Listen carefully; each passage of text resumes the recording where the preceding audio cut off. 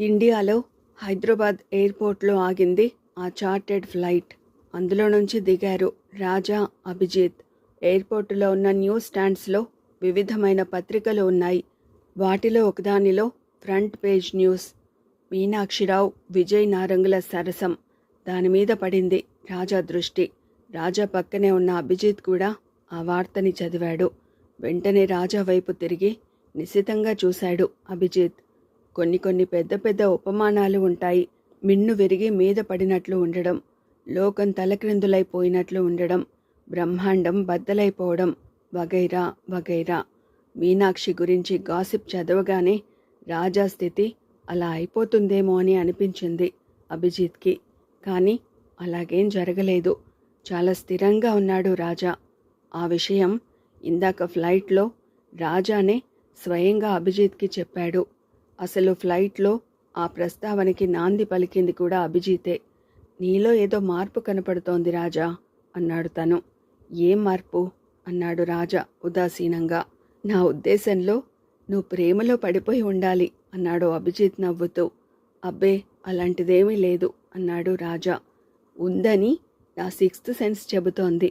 ఎందుకని అలా అంటున్నావు అన్నాడు రాజా సాధ్యమైనంత గంభీరంగా మొహం పెట్టి. అలాంటిదేమీ లేకపోతే నేను ప్రేమ పేరు ఎత్తగానే నువ్విలా మేకపోతు గాంభీర్యం తెచ్చిపెట్టుకోవలసిన అవసరం ఉండేది కాదు అని నవ్వాడు అభిజిత్. రాజా కూడా ఒక్కసారిగా నవ్వేశాడు. అభిజిత్ అన్నాడు, అరే యార్, నేను బిచ్చగాడి అవతారంలో ఉన్నప్పుడు రోడ్డు మీద, పార్కుల్లోనూ, హోటళ్ల ముందు బిచానా వేసేవాణ్ణి కదా. అడుక్కోవడంతో పాటు పనిలో పనిగా అక్కడికి వచ్చే ఆడపిల్లలని, మగపిల్లలని తెగ అబ్జర్వ్ చేసేవాణ్ణి. వాళ్ళల్లో ప్రేమ పక్షుల మీద మరీ ప్రత్యేకంగా రీసెర్చ్ చేశాను.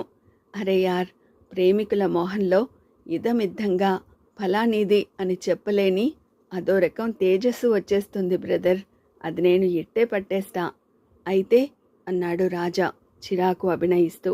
ఆ గ్లో ఇప్పుడు నీ మొహంలో కనపడుతోంది. నీకు టెన్షన్లు ఉన్నా వాటి మధ్యలోంచి ఈ ప్రేమ కాంతి నా ఎక్స్రే కళ్ళకి కనబడిపోతోంది బ్రదర్. ఆ జ్వలిత జ్వాల నాకు చిరపరిచితమే అన్నాడు అభిజిత్. అరే చుప్ అన్నాడు రాజా గద్దిస్తూ. నవ్వేశాడు అభిజిత్. చెప్పు యార్, పర్లేదు, స్నేహితులున్నదెందుకు?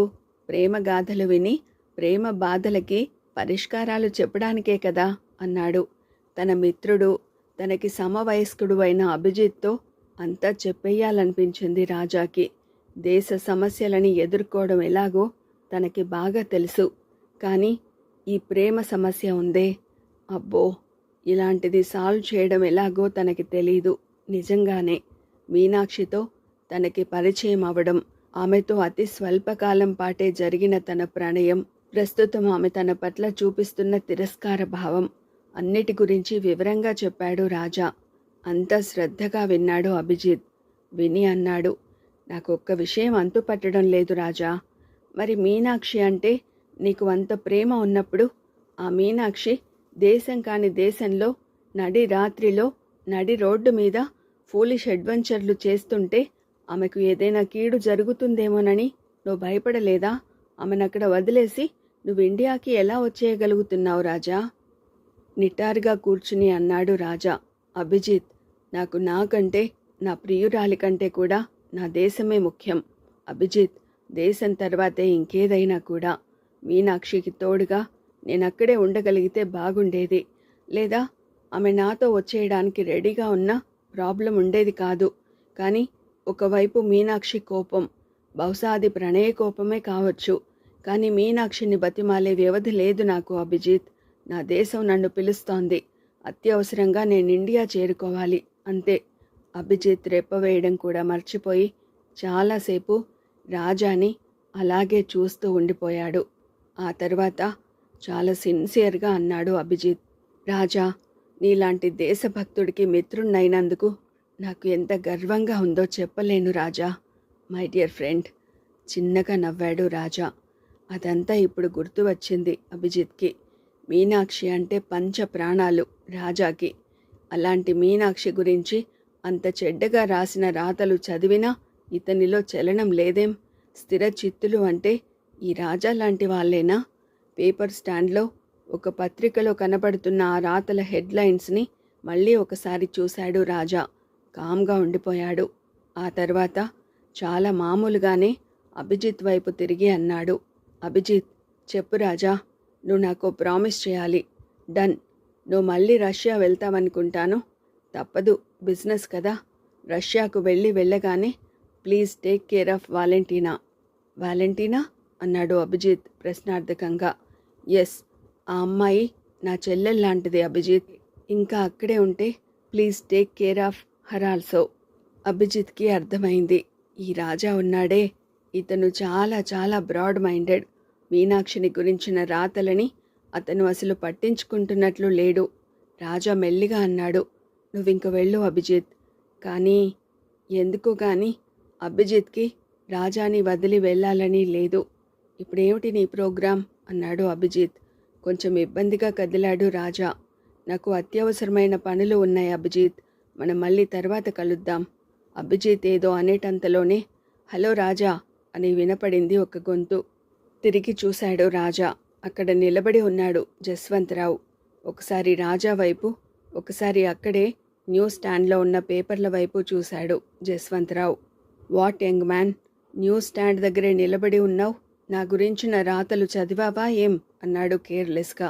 నిర్లిప్తంగా నవ్వాడు రాజా. చాలా తేలిగ్గా చెప్పాడు జస్వంతరావు. ఆ రోజు అది నా బ్యాడ్ లక్. ప్యాలెస్లో ఆ ప్లెజర్ హౌస్ వైపు నేను సాధారణంగా ఎప్పుడూ వెళ్ళను. ఆ రోజున ఎందుకో పని ఉండి వెళ్ళాను. వెళ్తే వాట్ నాన్ సెన్స్, అక్కడ ఈ చీప్ గర్ల్, ఆ వర్త్లెస్ ఫెలో, వాళ్ళిద్దరూ చచా. నేను వెనక్కి వచ్చేస్తుంటే నాకు ఆ బాంబే రిపోర్టర్ కామిని కనపడింది. వెధవది, ఇంత బతికి ఇన్నాళ్ళకి ఇలాంటి గాసిప్ కాలమ్స్లో నా పేరు చూసుకోవలసి వస్తుందనుకోలేదు అన్నాడు చిరాగ్గా. నిర్విన్నుడైనట్టు నిలబడిపోయాడు రాజా. అభిజిత్ అన్నాడు, అయితే ఆ రాతలన్నీ నిజమేనంటారా?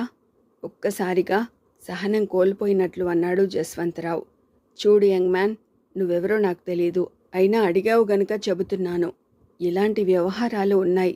ఇవి కెలికిన కొద్దీ మరీ అసహ్యంగా తయారవుతాయి. The cheat of a girl, ఆ మీనాక్షి మీద నాకు మొదటి నుంచి కూడా సదభిప్రాయం లేదు. అదే ఆ రోజున అంత అసహ్యకరమైన పరిస్థితుల్లో కన్ఫర్మ్ అయింది. ఇంకా ఆ సంగతి వదిలేయ్. అభిజిత్ రాజా వైపు ఆదుర్దాగా చూశాడు. నిశ్చలంగా నిలబడి వింటున్నాడు రాజా. సరిగ్గా అదే సమయంలో ఓహో ఓహో, ఏమి నా భాగ్యం వినబడింది ఒక గొంతు. మరుక్షణంలో అక్కడ ప్రత్యక్షమయ్యాడు ట్రస్టీ సుందరం. ఆ వెనుకనే అతని అందాల కూతురు అయేషా కూడా. అయేషా భుజానికి ట్రావెలింగ్ బ్యాగ్ ఒకటి వేళ్లాడుతోంది. ఉపోద్ఘాతం లేకుండా అర్జెంటుగా చెప్పాడు ట్రస్టీ సద్గుణం. రాజా రాజశేఖర సింహ గారికి నేను అర్జెంటుగా ఒక ప్రపోజల్ చేయాలి అన్నాడు నక్కలాగా అతి వినయం అభినయిస్తూ. నిర్లిప్తంగా చూశాడు రాజా. ఇంకా వినయంగా అన్నాడు ట్రస్టీ సుందరం. రాజాది రాజా, రాజమార్తాండ, మా వంశం తరతరాలుగా మీ వంశస్థుల ఉప్పు తింటూ మీ సేవా భాగ్యంలో తరించిపోతోంది. తరతరాలుగా తమ తాత ముత్తాతలు మా వంశంలో నుంచే మంత్రులని ఎన్నుకుంటున్నారు. మా వంశంలోని ఆడపిల్లలనే అంతఃపురంలో చేర్చుకుని పట్టపురాణులుగా స్వీకరిస్తున్నారు. మహాప్రభు, ఒక విధంగా చెప్పాలంటే మా ఇంటి ఆడపిల్లలు తమ అంతఃపురానికి ఆటోమేటిక్ ఛాయిస్గా ఉంటూ ఉండేవారు. ఇన్ని తరాల నుంచి కూడా. సార్వభౌమ, ఇన్ని తరాల నుంచి సాగిపోతున్న ఈ ఆచారం ఇప్పుడు ఆగిపోవడం నాకు సుతరాము ఇష్టం లేదు. ప్రభువులు సరేనంటే నా పుత్రికా రత్నం అలుమేలు మంగ ఉరఫ్ అయేషాని తమకి కాళ్ళు కడిగి కన్యాదానం చేయడానికి సిద్ధంగా ఉన్నాను. తమరు కాదంటే అయేషా గుండె రాయి చేసుకుని ఇప్పుడే లండన్ తిరిగి వెళ్ళిపోవడానికి రెడీగా ఉంది. రాజశేఖర సింహ ప్రభు, ఇకపై తమరి అనుగ్రహం అన్నాడు వంగి చేతులు జోడిస్తూ. నాకిష్టం లేదు అని చటుక్కున వెనుదిరగబోయాడు రాజా. జస్వంతరావు అతని భుజం మీద చేయి వేసి ఆపాడు. సద్గుణంతో అన్నాడు, మంచి టైంలో మంచి ప్రపోజల్ పెట్టారు మిస్టర్ సద్గుణం అన్నాడు. అంకుల్ అన్నాడు రాజా. అతన్ని వారించాడు జస్వంతరావు. యంగ్ మ్యాన్, కొన్ని విషయాలు నీకు బాగా తెలిసి ఉండవచ్చును, కానీ ఇంకొన్ని విషయాలు నీకంటే నాకే బాగా తెలిసి ఉండడానికి ఆస్కారం ఉంది కదా. నేను నీ శ్రేయోభిలాషణని గుర్తుంచుకో. నేను చెప్పింది ఒప్పుకో మై డియర్ రాజా. అభిజిత్ గొంతు సవరించుకుని అన్నాడు. వారు చెబుతోంది నిజమే. అన్ని విధాలా అనువైన సంబంధమైనప్పుడు అనవసరంగా కాదనడం ఎందుకు రాజా? అభిజిత్కి బాగా తెలుసు. మీనాక్షి గురించిన ఆ సమాచారం తెలిసిన షాక్లో ఉన్నాడు రాజా. అతను ఆ షాకులో నుంచి బయటపడాలంటే తక్షణం అతనికి తగిన జోడీని చూసి చేసేయడం ఒక్కటే మార్గం. నా మాట విను రాజా అన్నాడు అభిజిత్ మళ్ళీ. ఈలోగా జస్వంతరావు అందుకున్నాడు. నీ తరపున నేనే ఒక నిర్ణయం తీసుకుంటున్నాను యంగ్మ్యాన్. చూడండి సద్గుణం గారు, రేపు మంచి రోజు. రేపే నిశ్చయ తాంబూలాలు తీసుకోవడానికి ఏర్పాట్లు చేయండి. ఆ సందర్భంగా గ్రాండ్ పార్టీ ఒకటి అరేంజ్ చేయండి. త్వరలోనే పెళ్లికి ముహూర్తం కూడా పెట్టించండి అన్నాడు. ఇంక తన మాటకు తిరుగులేదన్నట్లు. రాజా అయేషాల పెళ్లి గురించి జస్వంతరావు అలా ఖండితంగా చెప్పేసరికి ఇంకా అతన్ని ఖండించలేకపోయాడు రాజా. కానీ సీరియస్గా అయిపోయింది రాజా మొహం. స్థిరంగా మళ్ళీ చెప్పాడు జస్వంతరావు. రాజా, కొన్ని విషయాలు చిన్నవాళ్లకు తెలియవు. అలాంటి విషయాల్లో పెద్దవాళ్లే చొరవ తీసుకోవాలి. నీ హితోభిలాషిగా నీకు గట్టిగా చెబుతున్నాను. నువ్వు తక్షణం ప్యాలెస్కి రావాలి అని సద్గుణం వైపు తిరిగాడు జస్వంతరావు. మిస్టర్ సద్గుణం, ఇంక మీరు మీ ప్రయత్నంలో ఉండవచ్చు. నేను రాజాతో కలిసి ప్యాలెస్కి వెళుతున్నాను అన్నాడు. నేను మీతో కలిసి వచ్చేస్తా అన్నాడు సద్గుణం. క్షణం కనుమరుగైతే ఇంక రాజా మిస్ అయిపోతాడేమో అని భయపడుతున్నట్లు నవ్వాడు జస్వంతరావు. ఆల్ రైట్, రండి అన్నాడు. సద్గుణంతో అలా చెప్పాక తల వంచుకుని ఉన్న అయేషాతో నవ్వుతూ అన్నాడు జస్వంతరావు. కొత్త పెళ్లి కూతురు బాగా సిగ్గుపడుతున్నట్లుందే. ఇంకా సిగ్గుపడింది అయేషా. నువ్వు నీ కారులో ప్యాలెస్కి వచ్చేయమ్మా, మేమక్కడే ఉంటాం అన్నాడు సద్గుణం కూతురుతో. సంతోషంతో ఉబ్బి తబ్బిబ్బైపోతున్నాడు అతను. తలూపేసి ఉత్సాహంగా వెళ్ళిపోయింది అయేషా. అభిజిత్ నెమ్మదిగా రాజాతో అన్నాడు. రాజా, ఈ టైంలో నేను కూడా నీతో ఉంటే నీకు బాగుంటుందా? నువ్వు నాతోనే ఉండడం అత్యవసరం అన్నాడు రాజా నెమ్మదిగా. తల ఊపాడు అభిజిత్. ప్యాలెస్ తాలూకు 6 డోర్స్ మెర్సిడెస్ ఎయిర్పోర్ట్ బయటే వెయిట్ చేస్తోంది. రాజా, అభిజిత్, జస్వంతరావు, సద్గుణం అందులో కూర్చున్నారు. ప్యాలెస్ వైపు ప్రయాణం మొదలుపెట్టింది కారు. సీట్లో వెనక్కి జారగిలబడి దీర్ఘంగా శ్వాస తీసుకున్నాడు జస్వంతరావు. మురిపెంగా రాజా వైపు చూస్తున్నాడు సద్గుణం. రాజా మాత్రం చాలా నిర్లిప్తంగా ఉన్నాడు. ఉదాసీనత కనపడుతోంది అతని మొహంలో. ప్రయాణం చేస్తున్నంతసేపు వటవట వాగుతూనే ఉన్నాడు సద్గుణం. నాకు టపాకాయలంటే భలే ఇష్టం. పటాసులు కాల్చాలంటే ఎంతో సరదా. పెళ్లిళ్లలో బాణాసంచా బాగా కాలిస్తే గాని పెళ్లి సందడి పూర్తిగా రాదు. శివకాశికి అర్జెంటుగా ఒక చార్టెడ్ ఫ్లైట్ పంపించి ఓ 1,00,000 రూపాయల టపాకాయలు తెప్పిద్దాం. సీమ టపాకాయల జడలు డబ్బా నిండా వేసి కాల్చామంటే నా సామిరంగా అరగంట సేపు డమడమ పేలాలి. మన రాజాబాబుకి సూట్లు ప్యారిస్లో కుట్టించాలి. వరుసగా వారం రోజుల పాటు విందులు వినోదాలు జరగాలి. వారేవా! రాజా అసహనంగా నవ్వాడు. మిస్టర్ సద్గుణం, మీరు చెబుతున్నది వింటుంటే ఇదివరకు ఓ నవాబు గారి ఆస్థానంలో జరిగిన కథ ఒకటి గుర్తుకొస్తోంది. ఏమిటది అన్నాడు సద్గుణం ఆత్రంగా. చరిత్రలో నిజంగానే జరిగిన సంఘటన ఇది. ఓ ఆస్థానాన్ని ఓ నవాబు గారు పరిపాలిస్తూ ఉండేవారు. ఆయన గారికి కుక్కలంటే మహా ఇష్టం. ఆయన దగ్గర అనేకమైన కుక్కలు ఉండేవి. అన్ని కుక్కలలోనూ ఓ ఆడకుక్క అంటే మరీ మహా ఇష్టం నవాబు గారికి. ఒక రోజున ఆ నవాబు గారికి ఒక ఊహ తోచింది. అరే, నా కుక్కకి యుక్త వయసు వచ్చింది కదా, దీనికి పెళ్లి చేయకపోతే ఎలా అనుకున్నాడు. వెంటనే తన కుక్కకి తగిన పెళ్లి కొడుకు కోసం అన్ని రాజ్యాలు గాలించడం మొదలుపెట్టాడు. చివరికి ఇండియాలోనే ఇంకో ప్రభువు గారి దగ్గర ఒక మేలుజాతి మగ కుక్క ఉందని తెలిసింది. రాయబారాలు సాగాయి. కట్న కానుకలు లాంఛనాల గురించి సంప్రదింపులు జరిగాయి. ఆ తర్వాత మగపెళ్లివారు మహా ఆడంబరంగా ఒక స్పెషల్ ట్రైన్లో ఈ సంస్థానానికి వచ్చారు. ఆడపెళ్లివారి తాలూకు సైన్యమేమో వారికి ఘనంగా స్వాగతం చెప్పింది. మగపెళ్లివారి గౌరవార్థం తుపాకులు కాల్చబడ్డాయి. ఆ తర్వాత ఆకాశమంత పందిరి వేసి ఆ 2 కుక్కలకి పెళ్లి చేశారు. వారం రోజుల పాటు రాజ్యమంతటా విందులు వినోదాలు ఎడతెరిపి లేకుండా సాగాయి. మగపెళ్లివారు పెళ్లి కొడుకుని ఇల్లరికానికి వదిలేసి తమ రాజ్యానికి విజయం చేశారు. ఇంకో వారం గడిచాక నవాబు గారికి ఇంకా ఈ పెళ్లి ఆట అంటే విసుగు పుట్టేసింది. మగ కుక్కని తరిమేశారు. తన కుక్కని మాత్రం తన దగ్గరే ఉంచుకుని ఇంకో కొత్త వినోదం కోసం వెతకటం మొదలుపెట్టారు. రాజా అలా చెబుతుంటే నోరు తెరుచుకుని విన్నాడు సద్గుణం. ప్రభువులు చెప్పేది నాకు అర్థం కాలేదు అన్నాడు అంతా విన్నాక. సింపుల్, పెళ్లి పేరుతో డబ్బు తగలేయడం అంటే తనకి ఎంత ఎలర్జీనో ఒక ఉదాహరణ ద్వారా చెప్పడానికి ప్రయత్నిస్తున్నారు ప్రభువులు అన్నాడు అభిజిత్ వెటకారంగా. జస్వంతరావు సీరియస్గా అన్నాడు. రాజా ఉద్దేశం సరైనదే. మనది చాలా బీద దేశం. పూటకి పట్టెడు మెతుకులు దొరకని నిర్భాగ్యులు లెక్కలేనంత మంది ఉన్నారు ఈ దేశంలో.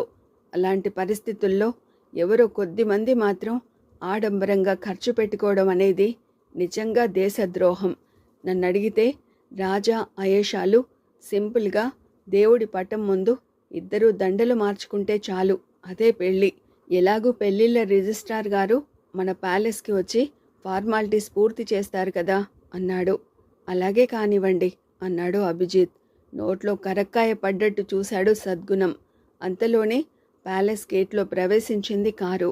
హఠాత్తుగా సద్గుణం చేతులు నలుపుకుంటూ అన్నాడు, పెళ్ళి ఈ ఒక్కసారికి నా ఇష్ట ప్రకారం జరిగిపోనివ్వండి ప్రభు. ఈ ఒక్కసారికి ఏమిటి, పెళ్ళి మళ్ళీ మళ్ళీ జరుగుతుందా ఏమిటి? అభిజిత్ అపహాస్యం చేస్తూ అన్నాడు. సద్గుణం ఓ వెర్రి నవ్వు నవ్వాడు. ఈలోగా రాజా మాత్రం సాలోచనగా అక్కడి నుంచి నడుస్తూ ప్యాలెస్లోనే ఉన్న ఉద్యానవనంలోకి వెళ్ళాడు. 100 సంవత్సరాల వయసున్న చెట్లు ఉన్నాయి ఆ ఉద్యానవనంలో. జరిగిపోయిన చరిత్రకి ప్రత్యక్ష సాక్షి లాంటి చెట్లు అవి. యుద్ధాలు, కుట్రలు, అంతఃపుర రాజకీయాలు, సరసాలు, సరాగాలు, బలాత్కారాలు, కష్టాలు, కన్నీళ్లు, శిక్షలు, శిరచ్ఛేదాలు. ఆ సంస్థానపు చరిత్రలో అలాంటివి ఎన్నెన్నో చూసిన చెట్లు కొన్ని ఇంకా బతికే ఉన్నాయి ఆ ఉద్యానవనంలో. మెల్లగా ముందుకు సాగుతున్నాడు రాజా. అతని మనసులో ఒకేసారిగా 1000 ఊహలు మెదులుతున్నాయి. కానీ వేటికి స్థిరత్వం లేదు. నిర్దుష్టమైన ఆలోచనలు కావు అవి. అంతా గజిబిజి గజిబిజి. తల పగిలిపోతున్నట్లుగా అనిపించింది రాజాకి. అంతలోనే ఒక మహావృక్షం తాలూకు వేరు ఒకటి అతని కాలికి తగిలింది. ఒక్కసారిగా ఆలోచనల్లోంచి బయటపడి తలెత్తి చూశాడు రాజా. తక్షణం అతని దృష్టిని ఆకర్షించింది అక్కడి దృశ్యం. బాగా దట్టంగా చెట్లు పెరిగి ఉన్నాయి అక్కడ. ఆ ప్రాంతానికి ఎవరూ రారని అక్కడ అడ్డదిడ్డంగా పెరిగి ఉన్న మొక్కలు, లతలు, గడ్డి చెబుతున్నాయి. ఆగి పరీక్షగా చూస్తే ఆ చెట్ల వెనగ్గా కనపడుతోంది ఒక రాతి కట్టడం. జాగ్రత్తగా నడుస్తూ అక్కడికి వెళ్ళాడు రాజా. ఆ రాతి కట్టడం చిత్రమైన ఆకారంలో ఉంది. చాలా పురాతనమైన కట్టడం అది. ఈజిప్టియన్ పిరమిడ్లా ఉంది. ఎటువైపు నుంచి చూసినా కూడా త్రిభుజాకారంలో కనపడుతోంది అది. అయితే నిజమైన ఈజిప్టియన్ పిరమిడ్లా అంత ఎత్తు కాదు ఈ కట్టడం. ఒక పెద్ద హాలు సైజులో ఉంది అంతే. సంకోచంగా దాని లోపలికి అడుగుపెట్టాడు రాజా. వెంటనే అతని కళ్ళు ఆశ్చర్యంతో పెద్దవయ్యాయి. రష్యాలో షూటింగ్ అలా అర్ధాంతరంగా ముగిసిపోయిన తర్వాత నటరాజన్ యూనిట్ ఇండియాకు తిరిగి వచ్చింది. వచ్చి రాగానే తక్షణం తమ ఇంటికి వెళ్ళిపోయింది మీనాక్షి. వెళ్ళగానే అక్కడ ఆమెకి కనపడిన దృశ్యం తన తల్లి మంచం మీద పడుకుని ఉంది. అది కొత్త కాదు. కానీ కొత్త ఏమిటంటే ఆమె ఇదివరకటి కంటే అనారోగ్యంగా కనపడ్డం. ఆ మంచం పక్కనే కూర్చుని ఉంది డాక్టర్ లత. అక్కడికి దగ్గరలోనే నిలబడి ఉన్నాడు డాక్టర్ లత భర్త అలోక్. ఆదుర్దాగా తల్లి దగ్గరకు వెళ్ళింది మీనాక్షి. అమ్మా ఆర్తిగా పిలిచింది. వసుధ పలకలేదు. అసలు ఈ లోకంలో ఉన్న మనిషిలా లేదు వసుధ. ఏమైంది అన్నట్లు కంగారుగా లత వైపు చూసింది మీనాక్షి. లత నెమ్మదిగా అంది, మీనా, హఠాత్తుగా ఎక్కువైంది మీ అమ్మకు. ఎందుకని అంటావక్కా అంది మీనాక్షి. నా ఉద్దేశంలో ఏదో మెంటల్ షాక్. లత అనగానే ఒక్కసారి తనకే షాక్ తగిలినట్లు అనిపించింది మీనాక్షికి.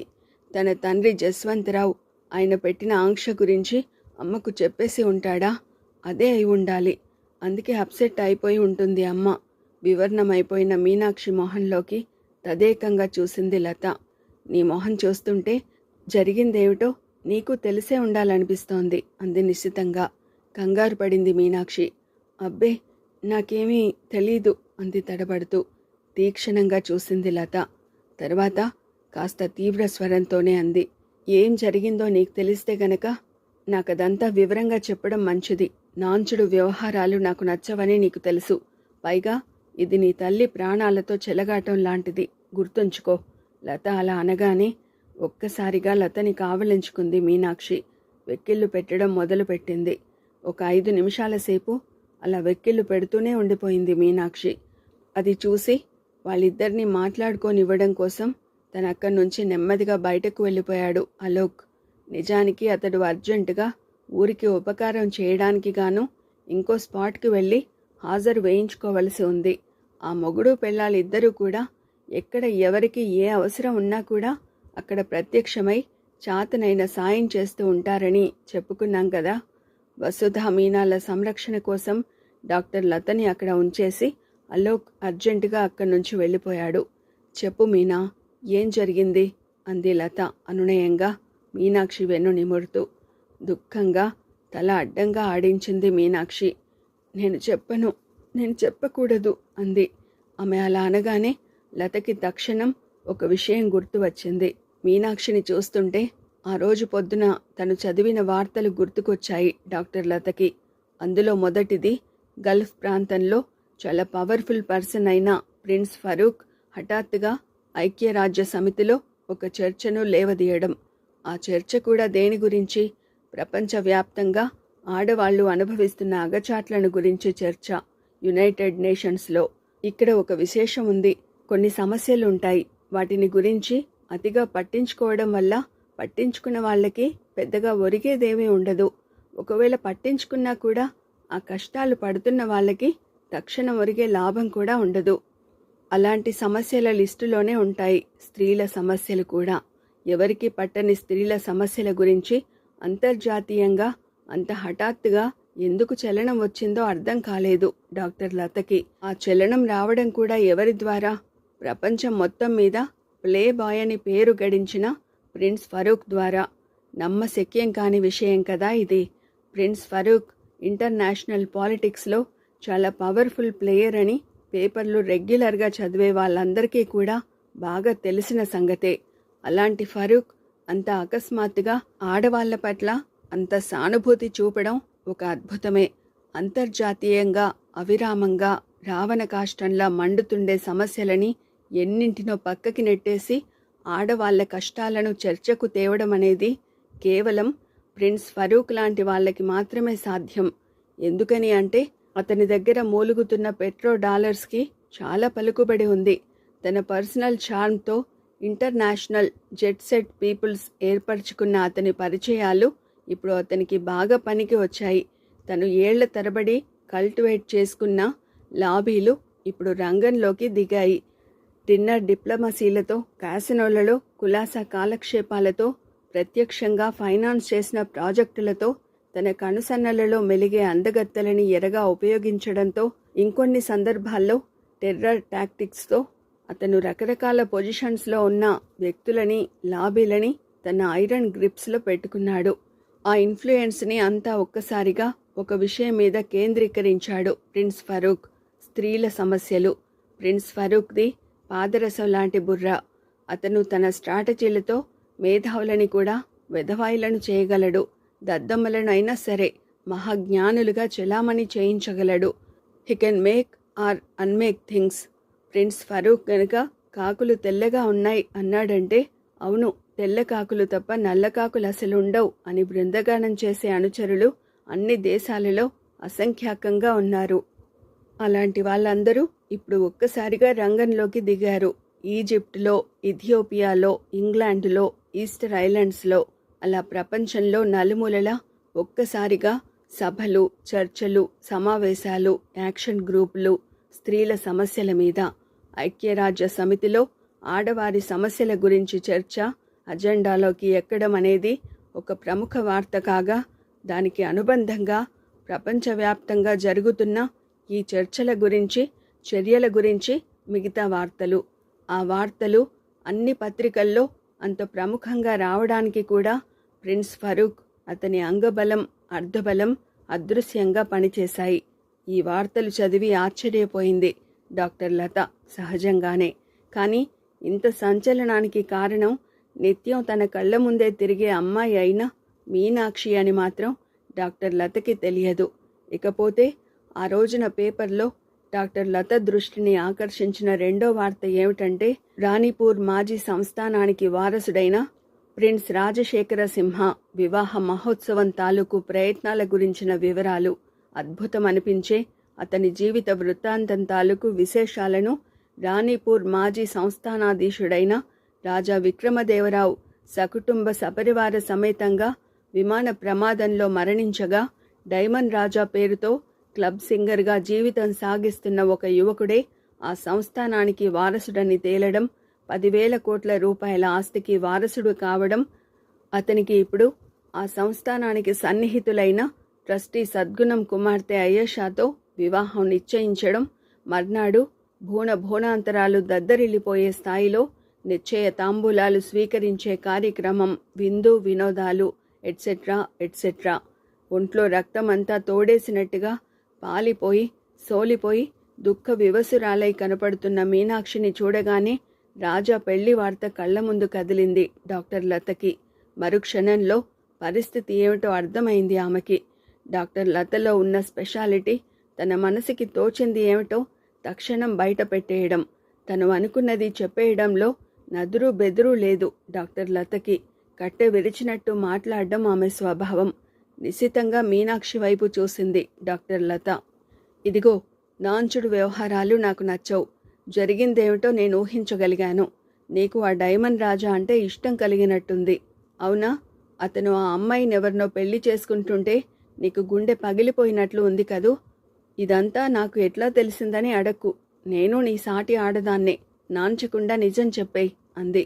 వెంటనే లత ఒళ్ళో తలదాచుకుని వలవల ఏడ్చేయడం మొదలుపెట్టింది మీనాక్షి. కాసేపు మీనాక్షిని ఏడవనిచ్చింది డాక్టర్ లత.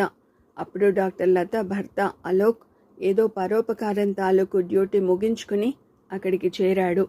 లత చెప్పింది, రేపు సాయంత్రం రాణిపూర్ ప్యాలెస్లో పార్టీ. పిలవని పేరంటం అనుకున్నా సరే మనం అక్కడికి వెళ్ళక తప్పదు. మీనాక్షి కూడా మనతో వస్తుంది, మర్చిపోకండేం అంది ఆర్డర్ జారీ చేస్తున్నట్టు.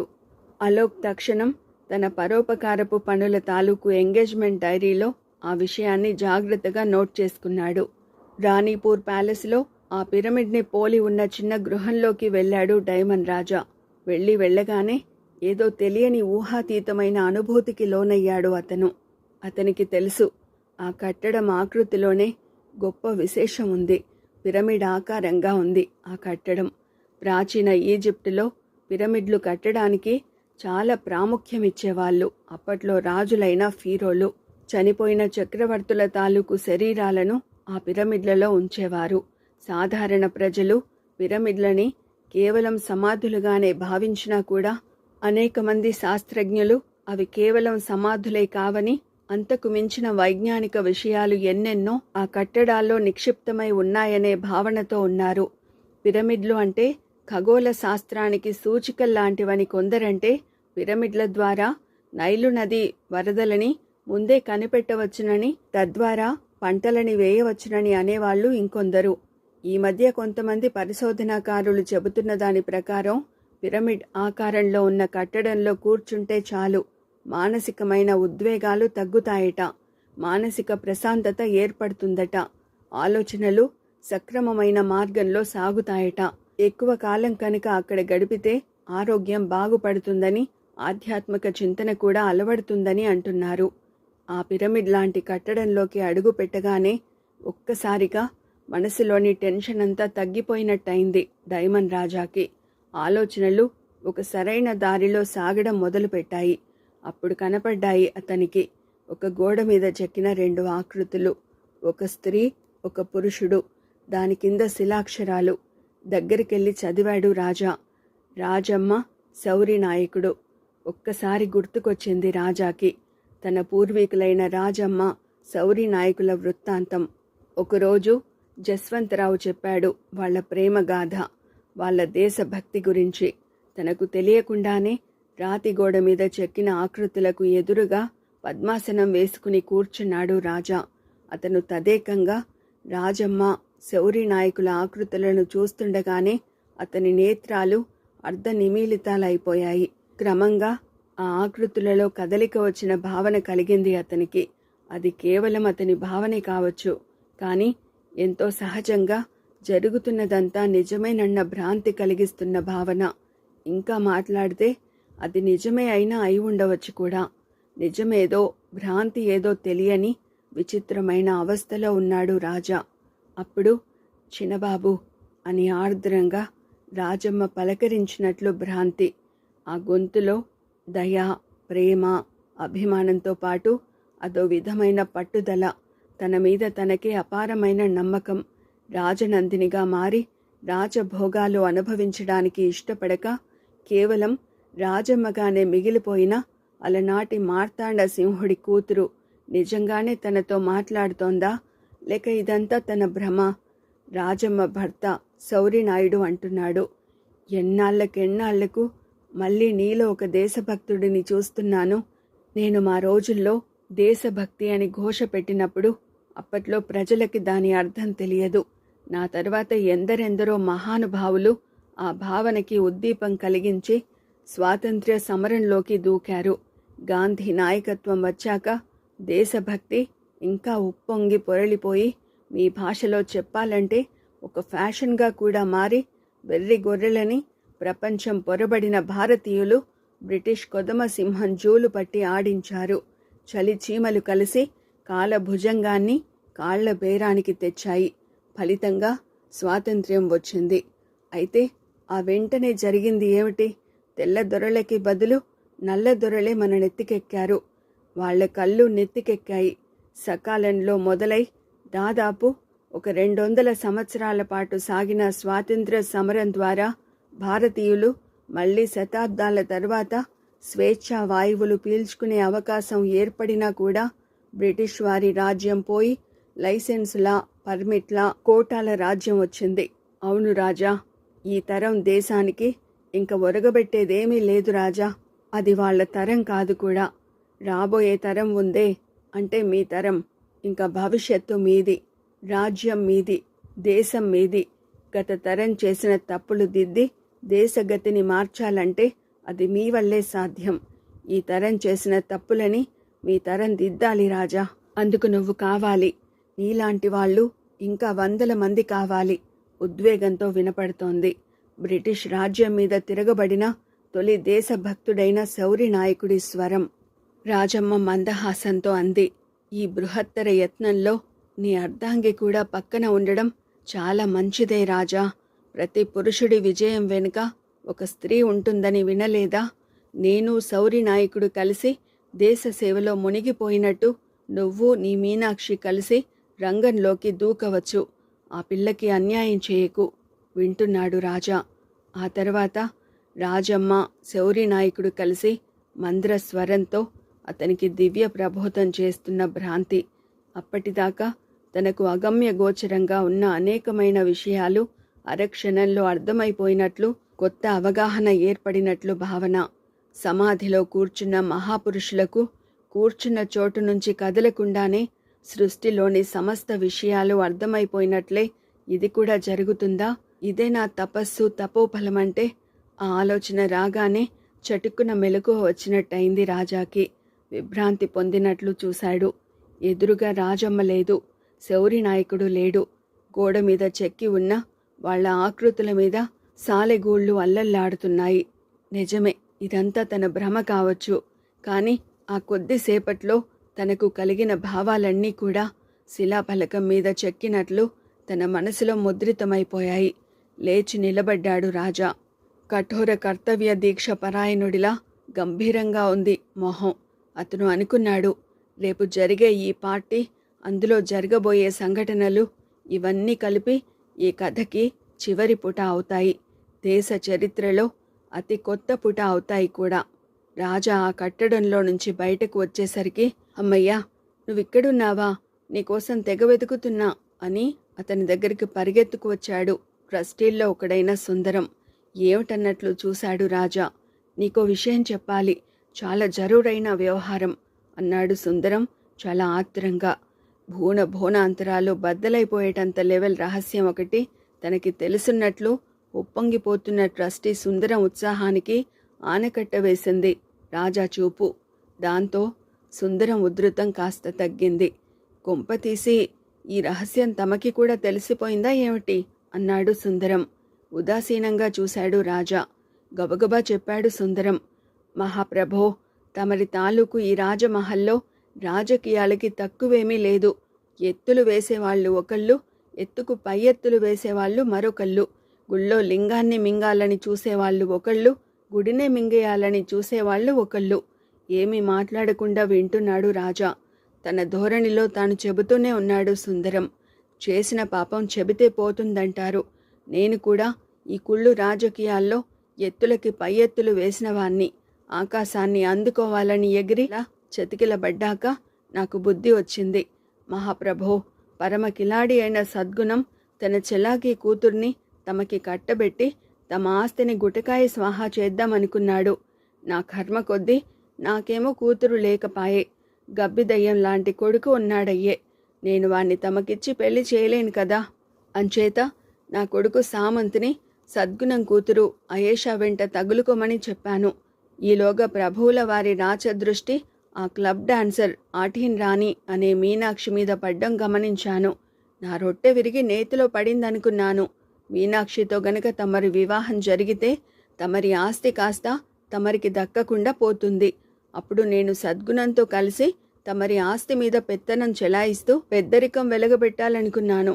అంచేత ఆ ఆఠీన్ రాణికి ఓ 5 లక్షలు ఇచ్చి తమరికి ప్రేమ పాఠాలు నేర్పించి ప్రేమ పాటలు పాడమన్నాను. అయితే ఆ అమ్మడు అసలు సిసలైన బంగారు బొమ్మ. మీరిద్దరూ ప్రేమలో పడిపోయారు కాబట్టి నేను డబ్బు దక్కే పని జరిగే అని ఆనందించేలోగా ఆ జస్వంతరావు ఒకడు దాపురించాడు. నిశ్చితంగా సుందరం వైపే చూస్తున్నాడు రాజా. మళ్ళీ సుందరమే చెప్పాడు. ఇంతకీ జస్వంతరావు ఎవరనుకుంటున్నారు? మీనాక్షికి స్వయంగా తండ్రి. మీనాక్షి ఎవరనుకుంటున్నారు? జస్వంతరావుకి స్వయాన కూతురు. అంటే వాళ్ళిద్దరూ తండ్రి కూతుళ్ళన్నమాట. రాజా భ్రుకుటి ముడిపడింది. మళ్ళీ మరుక్షణంలోనే మామూలుగా అయిపోయాడు అతను. తర్వాత నెమ్మదిగా అన్నాడు. ఇప్పుడిదంతా నాకెందుకు చెబుతున్నారు సుందరం గారు? చాలా నిజాయితీగా జవాబు చెప్పాడు సుందరం. నిజం చెప్పాలంటే సద్గుణం గాడి మీద ఉన్న కసి కొద్దీ నా కడుపులో ఉన్నదంతా కక్కేస్తున్నాను మహాప్రభో. ఆస్తి నాకు దక్కకపోయినా పర్లేదు. ఆ సద్గుణం గాడి చేతికి చిక్కకుండా ఉంటే అంతే చాలు. సుందరం వైపు చిత్రంగా చూశాడు రాజా. ఆశ, అసూయ మనిషి చేత ఎంతెంత వింత పనులు చేయిస్తాయి. రాజా అలా అనుకుంటూ ఉండగానే అటుకేసి వచ్చాడు జస్వంతరావు. తక్షణం పెద్ద గొంతుతో జస్వంతరావుని కేకేసి పిలిచాడు సుందరం. ఇదిగో కెప్టెన్, ఇదేమన్నా బాగుందా అసలు? దగ్గరకు వచ్చాడు జస్వంతరావు. అతని మొహం గంభీరంగా ఉంది. కన్న కూతురు మీద అబండాలు వేస్తావుటయ్యా, రత్నం లాంటి పిల్లకి రంకు కడతావా అన్నాడు సుందరం.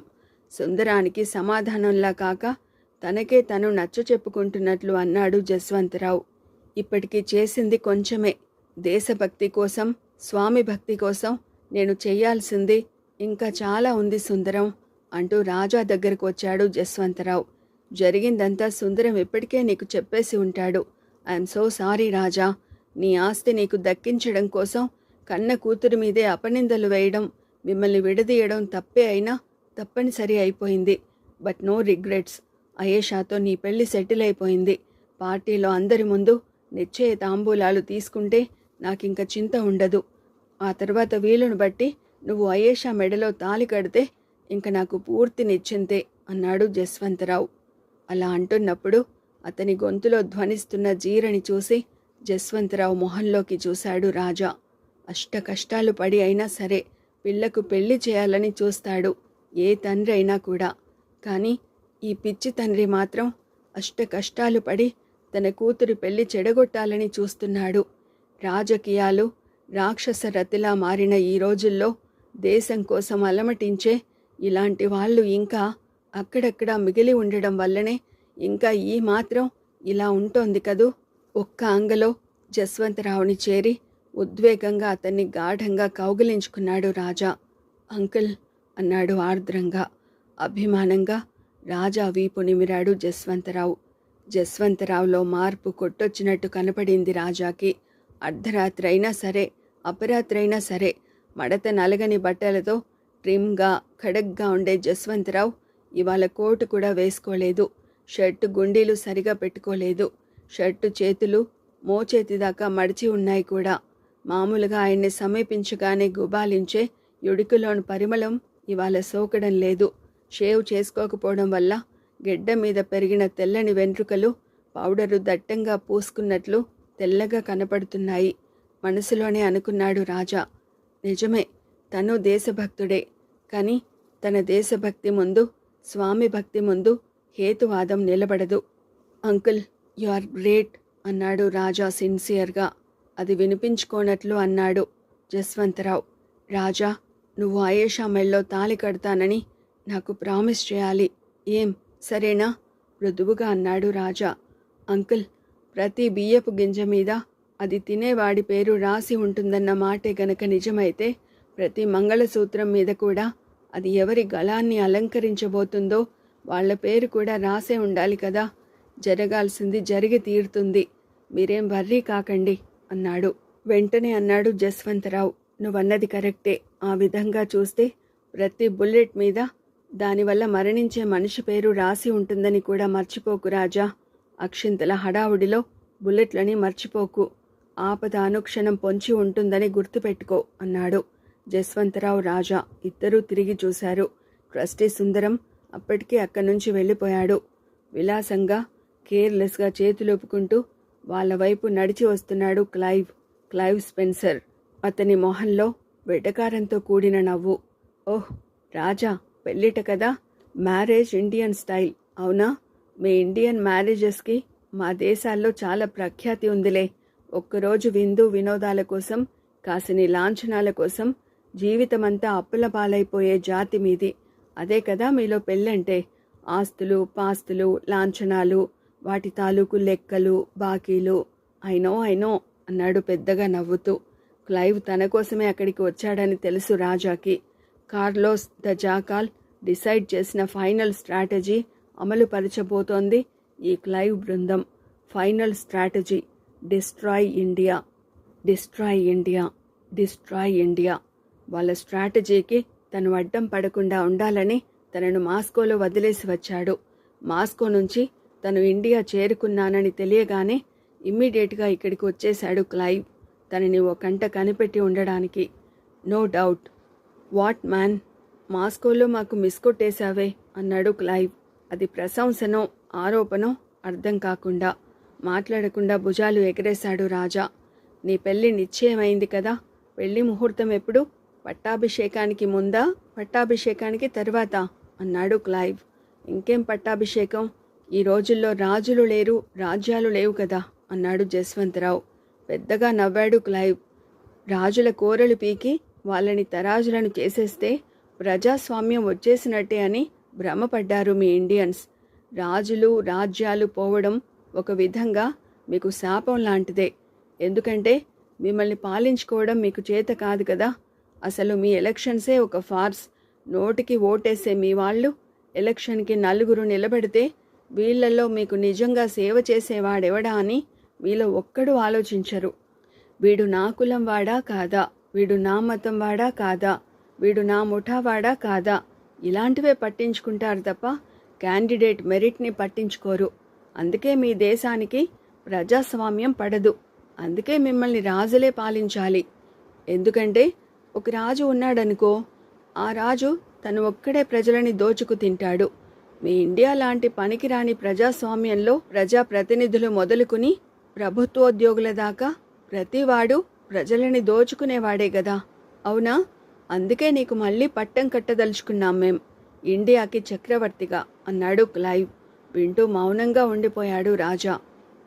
నిశ్చయ తాంబూలాలు తీసుకునే సందర్భంలో ఏర్పాటు చేసిన పార్టీ ఇంకొద్దిసేపట్లో ప్రారంభం కాబోతోందనగా అప్పటికే ప్యాలెస్ అంతా గ్రాండ్గా డెకరేట్ చేయించాడు సద్గుణం. ప్యాలెస్లో ప్రతి చోట పచ్చ తోరణాలు, పరిమళ ద్రవ్యాల సువాసనలును. ఇంకొంచెం అటికేసి వెళితే పాకశాలలో పాతకాలపు పాత్రలన్నీ కిందికి దింపేసి చరిత్రలో మరుగున పడిపోయిన నలభీమ పాకాలని ఏకధాటిగా వండేస్తున్నాడు మాస్టర్ కుక్ అయిన భీమ్సేన్. స్తబ్దంగా ఉన్న మనసుతో అటువైపు వెళ్ళాడు రాజా. జరిగిపోతున్నదంతా కలలాగా అనిపిస్తోంది అతనికి.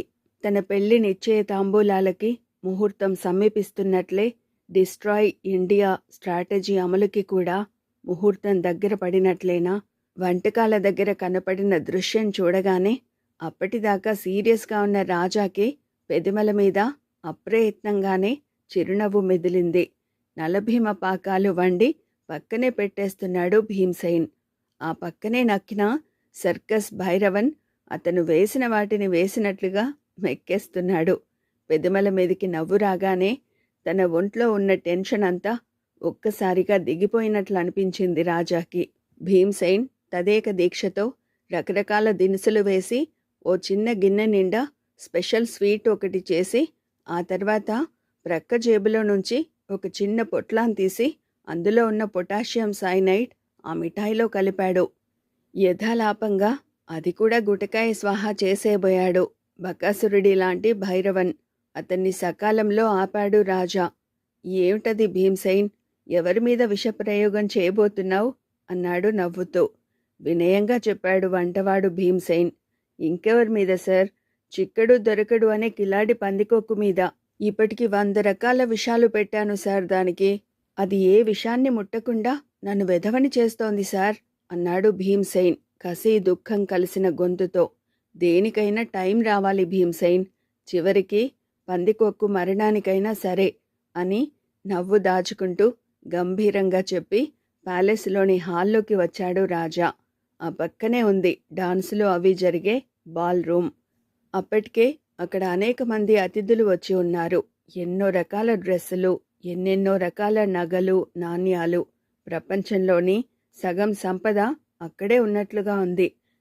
రాజవంశానికి సమాన స్థాయిలో ఉన్న రాజ కుటుంబీకులు, రాజవంశీకులు ఎంతో మంది ఉన్నారు అక్కడ. పట్టుచీరలు, బనారస్ సిల్క్ ఘరారాలు, ఫ్రెంచ్ ఈవినింగ్ డ్రెస్సులు, బ్రూట్ పాయిజన్ పరిమళాలు, అన్నింటినీ అందరినీ పరికించి చూస్తున్నాడు రాజా. ఆ పక్కనే కొద్ది దూరంలో నిలబడి రాజానే కనిపెట్టి చూస్తున్నాడు క్లైవ్. కథ క్లైమాక్స్కి వచ్చేసిందని ఇద్దరికీ తెలుసు.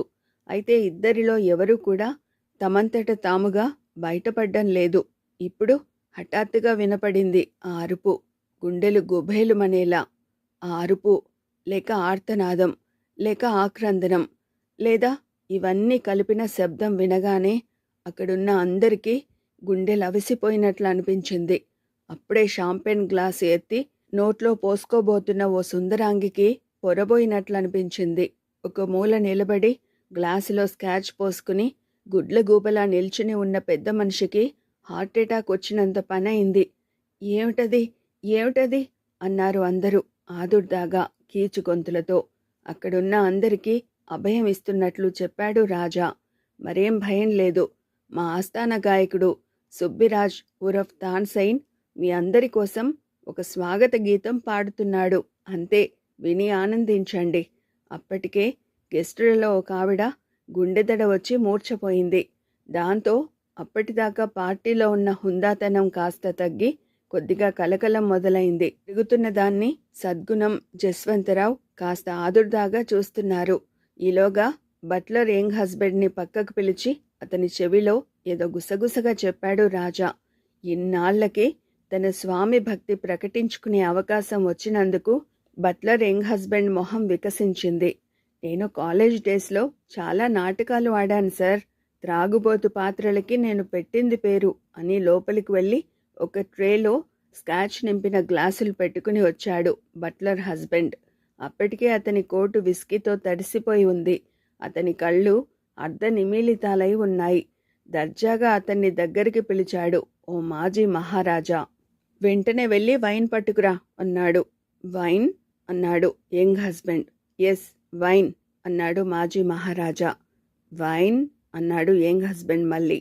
వైన్ వైన్ వెర్రి చేష్టలు చేయక వెంటనే వెళ్ళి వైన్ తీసుకురా అని అరిచాడు మహారాజా.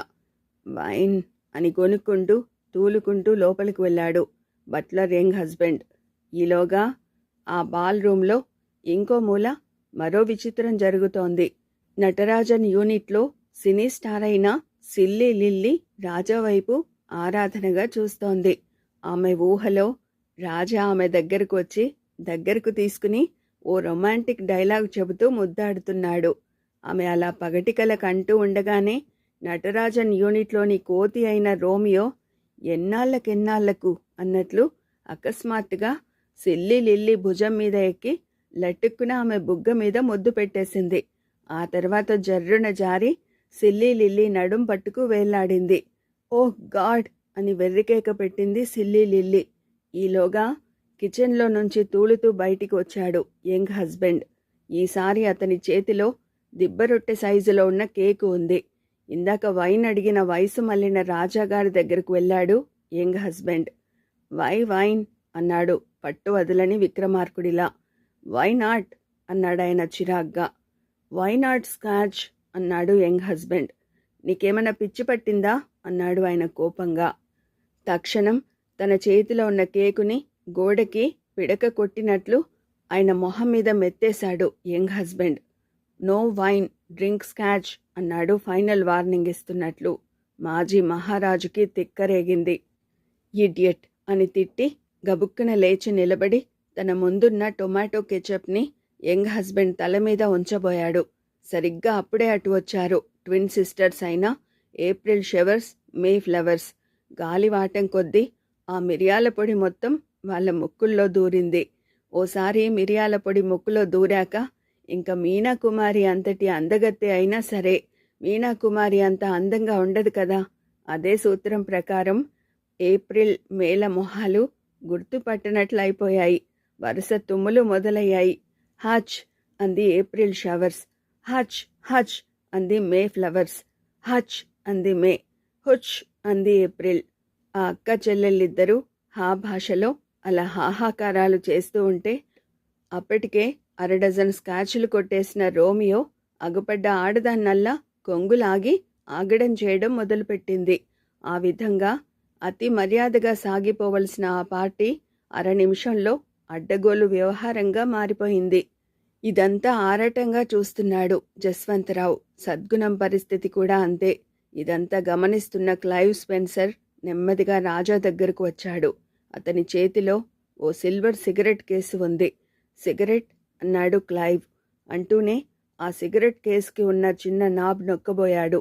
నిజానికి అది ఉత్త సిగరెట్ కేసు కాదు. అప్పటికే కొన్ని చోట్ల ఉంచిన అటామిక్ బాంబ్స్ని బ్లాస్ట్ చేసే రిమోట్ కంట్రోల్ అది. తన చేతిలో ఉన్న సిగరెట్ కేస్ నాబ్ని నొక్కబోతూ ఒక్క క్షణం ఆగి రాజాతో చాలా టీజింగ్గా అన్నాడు క్లైవ్. మిస్టర్ రాజా, నువ్వు మహామేధావివి కదా. ఈ సిగరెట్ కేస్ ఓపెన్ కాగానే ఏం జరుగుతుందో గెస్ చేయి చూద్దాం. ఏమీ మాట్లాడకుండా ఉద్విగ్నంగా చూస్తున్నాడు రాజా. పెద్దగా నవ్వాడు క్లైవ్.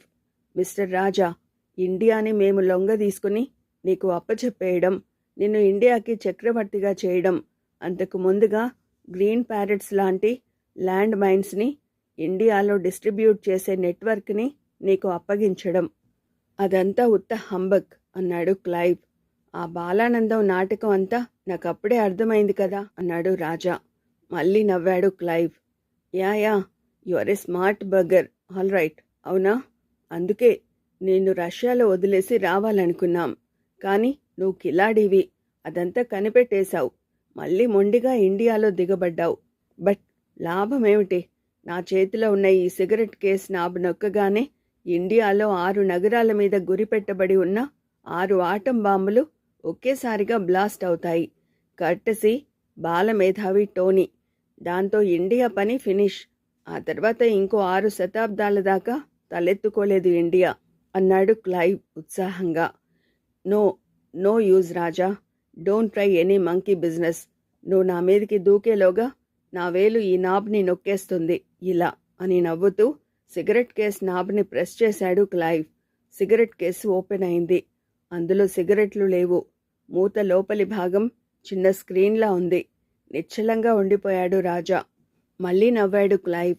ఇప్పుడింక జరుగుతున్న అటామిక్ డిస్ట్రక్షన్ తాలూకు హారర్ అంతా ఈ సిగరెట్ కేసులోనే చూడొచ్చు రాజా. ఈ స్క్రీన్ మీదే. ఇదిగో ఈ మినీ స్క్రీన్ మీద. Mini remote control. Designed by our mini scientist బాలమేధావి టోనీ అన్నాడు ఎగ్జైట్గా. అంటూ సిగరెట్లోనే ఉన్న స్క్రీన్ వైపు చూశాడు క్లైవ్. కానీ ఆ స్క్రీన్లో క్లైవ్ ముఖం తాలూకు ప్రతిబింబం మాత్రం అస్పష్టంగా కనపడుతోంది. ఇంకే దారుణ దృశ్యమూ లేదు. అది చూస్తున్న క్లైవ్ మొహం పాలిపోయింది. దెయ్యాన్ని చూస్తున్నట్లు రాజా వైపు చూశాడు. ఆ తర్వాత కలవరిస్తున్నట్లు అన్నాడు, no no, this is impossible. ఈ స్క్రీన్ ఎందుకు బ్లాంక్గా ఉంది? Why nothing is happening? Tell me why, tell me why. ఏం చేశావు నువ్వు? అని సిగరెట్ కేస్ పక్కన పడేసి దెబ్బతిన్న పులిలాగా రాజా మీదికి లంఘించాడు. తక్షణం ఒడుపుగా అతన్ని తన గ్రిప్లో బంధించాడు రాజా. ఎగ్జైట్ కావద్దు క్లైవ్ అన్నాడు కూల్గా. బ్లడీ బాస్టర్డ్, ఏం చేశావు అన్నాడు క్లైవ్ అరుస్తూ. అల్లకల్లోలంగా ఉన్న ఆ పార్టీలో క్లైవ్ కేక ఎక్కువ మంది దృష్టిని ఆకర్షించలేదు. కానీ అక్కడికి బాగా దగ్గరగా ఉన్న 2-3 మాత్రం తల తిప్పి ఆశ్చర్యంగా చూశారు. చాలా సహనంగా క్లైవ్తో అన్నాడు రాజా, జరిగిందేమిటో నేను చెప్పే బదులు చేసిన వాళ్లే చెబితే బెటర్ కదూ. ఎవరది అన్నాడు క్లైవ్. ఇప్పుడే తెలుస్తుంది అని మస్తాన్ అని పిలిచాడు రాజా పెద్దగా. అతని పిలుపు కోసమే కాచుకుని ఉన్నట్లు తక్షణం రంగప్రవేశం చేశాడు మాజీ కానిస్టేబుల్ మస్తాన్. అతని వెనకే వచ్చింది సరోజ. ఆమె మొహం మీద ఇది దొంగ అనే పచ్చబొట్టు కనబడుతోంది. కాని చిత్రంగా ఇప్పుడు మస్తాన్ని చూస్తే అతను గుడ్డివాడని అనిపించడం లేదు. చాలా తీక్షణమైన చూపు అతనిది. సరోజ ఇప్పుడు పిచ్చిదానిలా కనపడడం లేదు కూడా. ఆమె మొహం మీద గనక ఇది దొంగ అన్న ఆ పచ్చబొట్టు లేకపోతే ఆ రోజు అర్ధరాత్రి పూట రాజా మీనాక్షి కలిసి కారులో వెళుతూ చూసిన పిచ్చి తల్లి సరోజ, ఈ సరోజ ఒకళ్ళేనా అన్న అనుమానం కూడా కలగక మానదు. దారుణమైన పీడకలలో నుంచి బయటపడిపోయిన దానిలాగా చాలా రిలీఫ్గా కనపడుతోంది సరోజ. ఆమె వైపు ఆప్యాయంగా చూస్తున్నాడు మాజీ కానిస్టేబుల్ మస్తాన్. వాళ్ళిద్దరి వైపు అభిమానంగా చూస్తున్నాడు రాజా. తర్వాత గట్టిగా పిలిచాడు, ఇంకా వెనకాతలే ఉండిపోయావు ఎందుకు? నువ్వు వచ్చేయి అన్నాడు. వెంటనే అక్కడ హాజరయ్యాడు బాలమేధావి, మినీ ఆటం బాంబుని కనిపెట్టిన జీనియస్ టోనీ. అయితే టోనీలో కూడా చాలా మార్పు ఉంది. అతను నిక్కరు షర్టు వేసుకునే ఉన్నాడు కానీ తిరుగుబాటుదారుడిలా కనబడడం లేదు. జుట్టు నున్నగా దువ్వుకుని ఉన్నాడు. నుదుటి మీద విభూతి బొట్టుంది. విజ్ఞానంతో వెలిగిపోతున్నట్లు ఉంది అతని మొహం. నోట్లో లాలీపాప్, జేబులో కామసూత్ర కండోమ్స్, పిస్టల్ వగైరాలేమీ ఉన్న సూచనలు కనపడడం లేదు. ఏమిటిదంతా అన్నాడు క్లైవ్ ఆగ్రహంగా. అని వెంటనే టోనీతో అన్నాడు, టోనీ కమ్ హియర్. నన్ను యుగంధర్ అని పిలిస్తే బాగుంటుంది అన్నాడు టోనీ నిర్లక్ష్యంగా. You bloody బగ్గర్. అయితే అటామిక్ డివైస్ అన్నీ పనిచేయకుండా చేసింది నువ్వేనా? వాటిని తయారు చేసింది, వాటిని పని చేయకుండా పాడు చేసింది కూడా ఎస్ నేనే క్లైవ్. But why? అది మా గురువుగారి ఆజ్ఞ.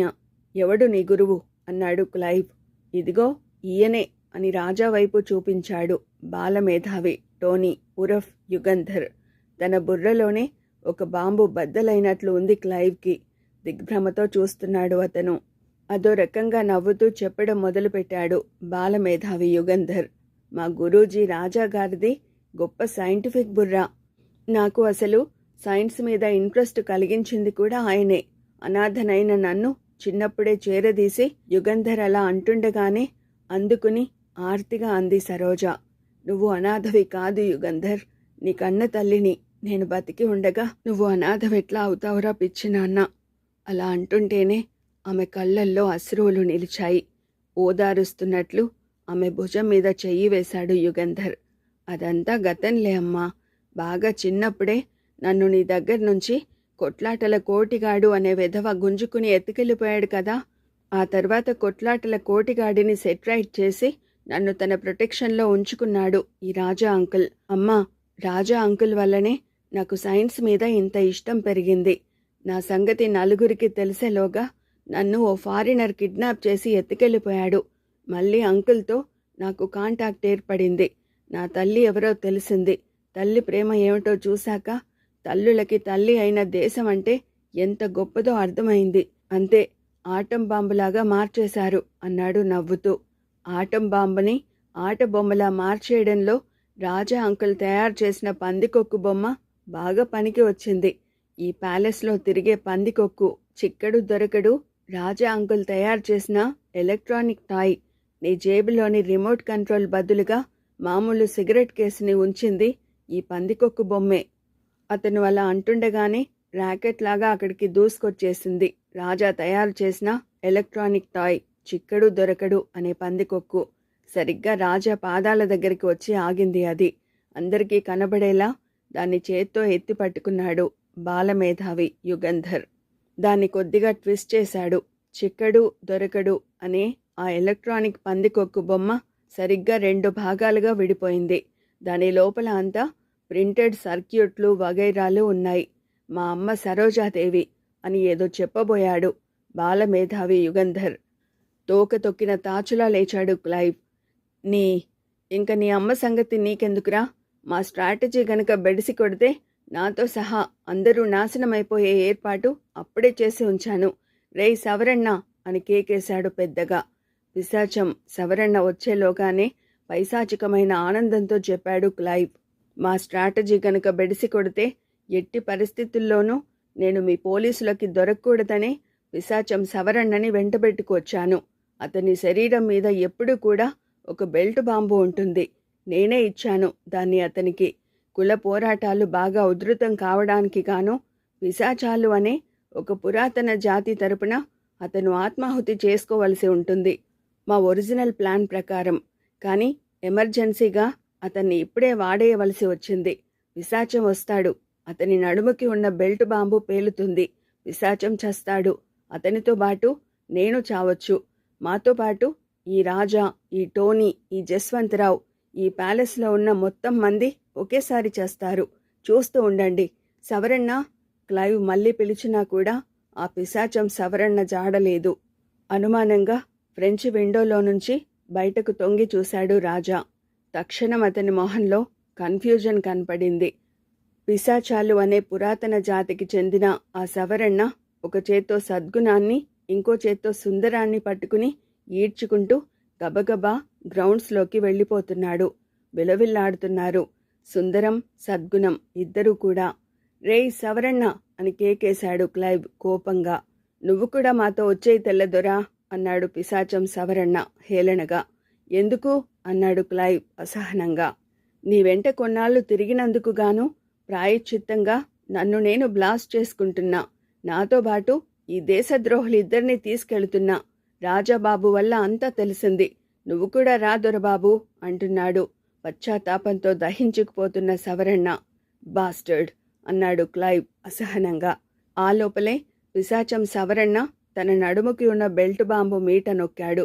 బాంబు బ్లాస్ట్ అయింది. స్వామి ద్రోహులు, దేశద్రోహులు కూడా అయిన సద్గుణం, సుందరం తలలు బంతుల్లా ఎగిరి ప్యాలెస్ కాంపౌండ్ అవతల పడ్డాయి. తండ్రి మరణాన్ని చూడలేనట్లు కళ్ళు మూసుకుంది అయేషా. ఆమె బుగ్గ మీద ఒక్క నీటి చుక్క జారింది. వెంటనే ఆమెని అనునయిస్తున్నట్లు అయేషా పక్కనే వచ్చి నిలబడ్డాడు సామంత్. అతను వేసుకున్న బట్టలు అవకతవకగా నవ్వు పుట్టించేటట్లు ఉన్నాయి. కానీ అతని మొహంలో మాత్రం ఇదివరకటి తెలివి తక్కువతనం కనబడ్డం లేదు. చాలా సీరియస్నెస్ ఉంది అతని మొహంలో. ప్లీజ్ అయేషా, విక్రమదేవ్ గారి ఫ్లైట్ని సుందరం, సద్గుణం బాంబు పెట్టి బ్లాస్ట్ చేయించడంతోటే కథ కొలిక్కి వస్తోంది. వైలెన్స్తో బతకదలిచిన వాడు, వైలెన్స్లోని సద్గుణం నీ తండ్రి అయినా, సుందరం నా తండ్రి అయినా వాళ్ళు దేశద్రోహులని గుర్తుంచుకో. ఒక్క అంగలో సామంత్ని చేరిపోయి అతన్ని చుట్టేసుకుంది అయేషా. తల్లి లేదు నాకు, ఇక తండ్రి కూడా లేడు ఇప్పుడు అంది దుఃఖంగా. నేను అంతే కదా అయేషా అన్నాడు సామంత్. అందుకే నేను నీకు సర్వస్వం, నువ్వు నాకు సర్వస్వం, సరేనా అన్నాడు. జోకర్ లాంటి సామంత్ అలా చాలా తెలివిగా మాట్లాడుతూ ఉండడం, అయేషా అతను తప్ప వేరే ప్రపంచం లేనట్లు ప్రవర్తిస్తూ ఉండడం అక్కడున్న అందరికీ ఆశ్చర్యం కలిగించింది, ఒక్క రాజాకి తప్ప. కొద్ది క్షణాల తర్వాత తేరుకున్న జస్వంతరావు అన్నాడు, అయితే ఈ సామంత్ ఉత్తి వెర్రిబాగులవాడు కాదన్నమాట. నవ్వాడు రాజా. సామంతు వెర్రిబాగులవాడా? ఎదుటి వాళ్ళని వెర్రిబాగుల వాళ్ళని చేసి ఆడించగలవాడు ఈ సామంత్. ఇతను సిబిఐ ఏజెంట్. అయేషా, సామంత్ ఇద్దరూ ఎప్పటినుంచో లవర్స్. ఇప్పుడింక పెళ్లి చేసేసుకుంటారు అన్నాడు రాజా.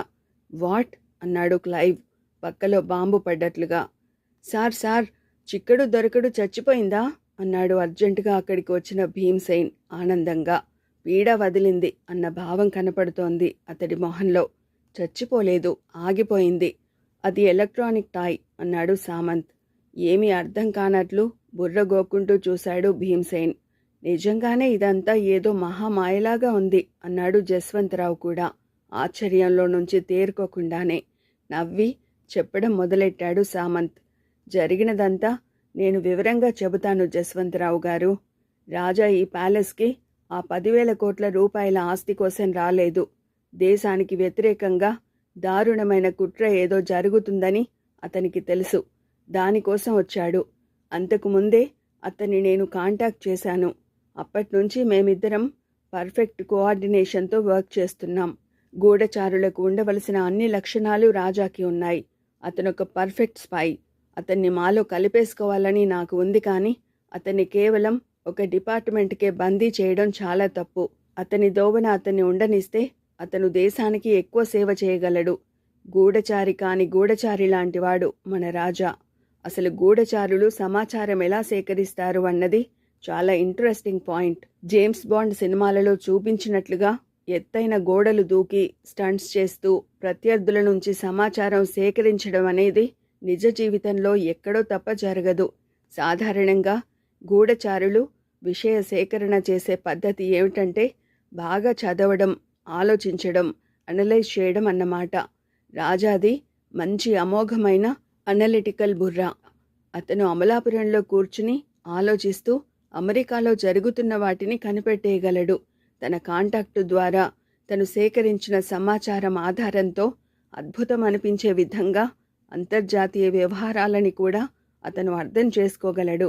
సామంత్ అలా చెబుతుంటే అందరూ విస్మయంగా వింటున్నారు.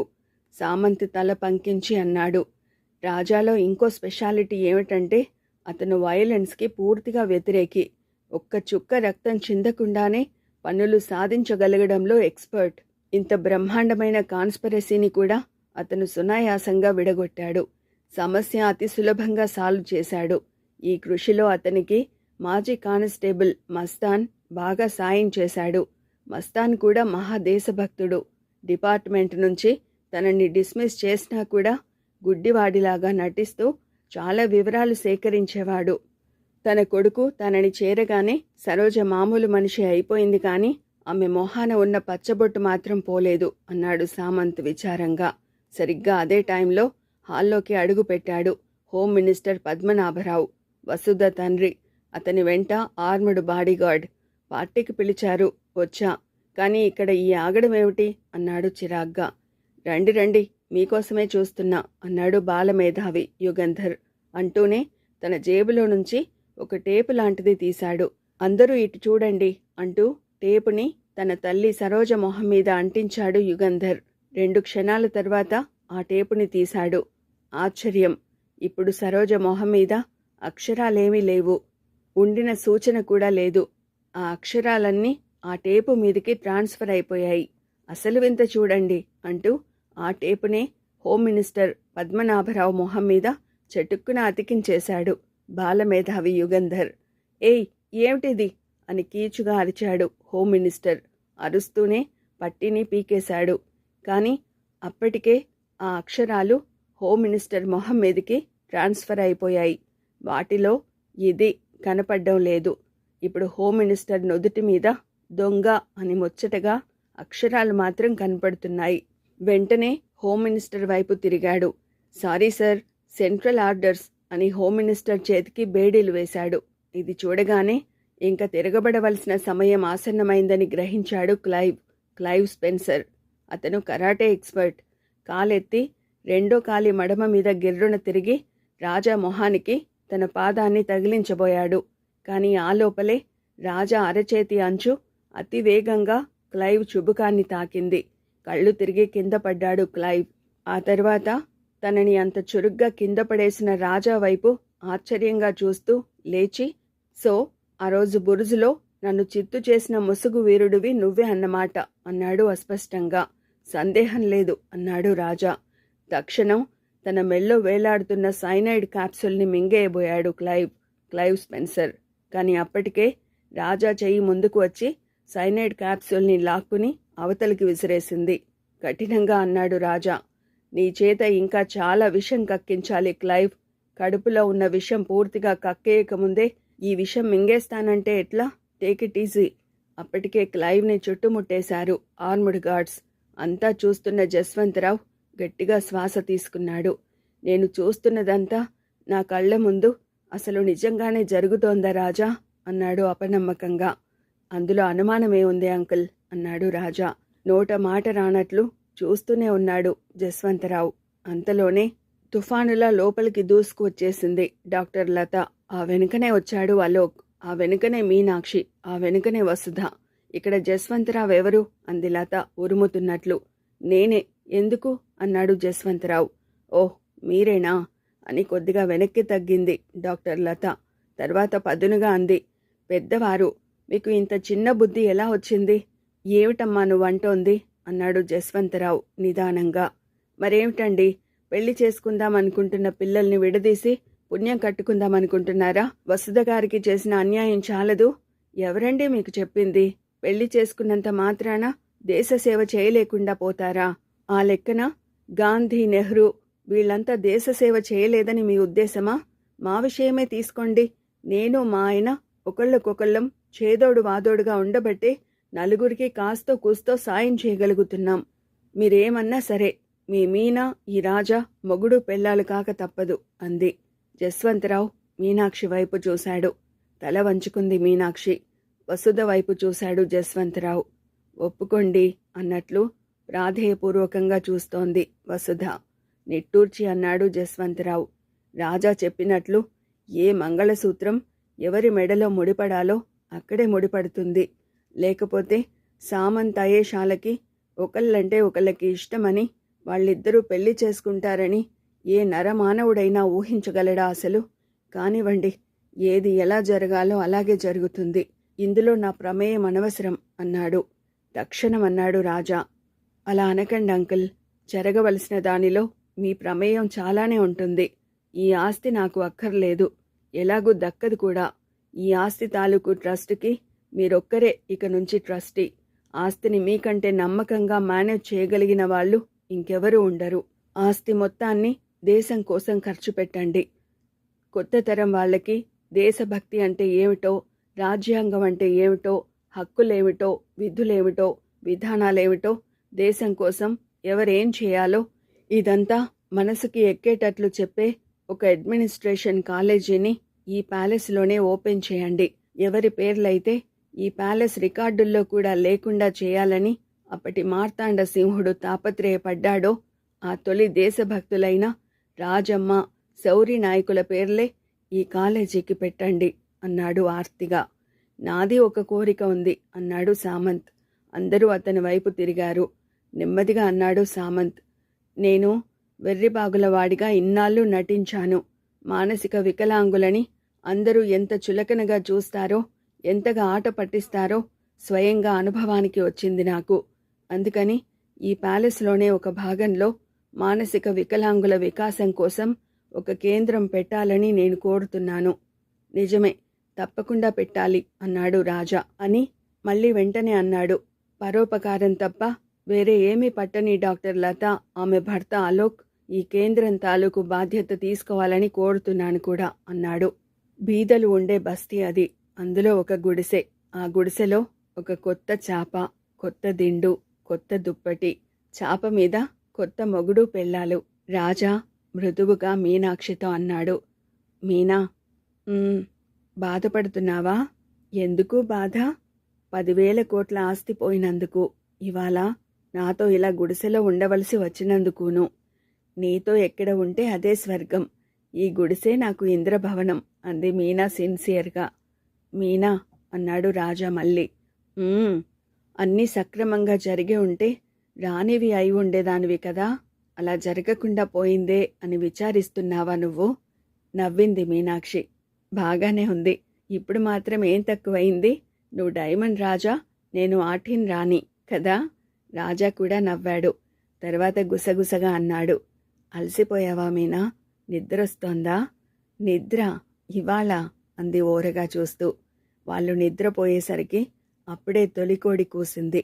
సరిగ్గా అదే సమయంలో టకటక తలుపు చప్పుడయింది. గాబరాగా లేచి గబుక్కున చీర ఒంటికి చుట్టేసుకుంది మీనా. అలర్ట్గా అయిపోయి తలుపు తెరిచాడు రాజా. బయట ఉన్నవాళ్ళెవరో అతనికి అర్థం కాలేదు. అరబ్ డ్రెస్సెస్లో ఉన్నారు వాళ్ళు. మీనాక్షి ఉందా? అన్నాడు వాళ్ళల్లో ఒకతను అరబిక్ ధ్వనిస్తున్న ఇంగ్లీష్లో. మీనాక్షితో మీకేం పని అంటూనే తన దేహాన్ని ఎటాక్ కోసం రెడీ చేశాడు రాజా. ఈ కోలాహలం విని బయటికి వచ్చింది మీనాక్షి. మీనాక్షిని గుర్తుపట్టాడు ఆ అరబ్లలో ఒకతను. అభివాదం చేసి ముందుకు వచ్చి ఒక కవర్ అందించాడు. విస్మయంగా చూస్తూ దాన్ని ఓపెన్ చేసింది మీనాక్షి. అందులో ఉంది ఒక చెక్కు, మీనాక్షి పేరుతో 10,000 కోట్ల రూపాయలకి. ఆ చెక్కుకి పిన్ చేసి ఉంది ఒక ఉత్తరం. చిట్టి చెల్లెలికి అన్న ఫరూక్ ఆశీస్సులు. ఆ రోజు నీతో మాట్లాడింది కాసేపే అయినా మీ పద్ధతులు కాసిని నాకు వంటపట్టినట్లున్నాయి.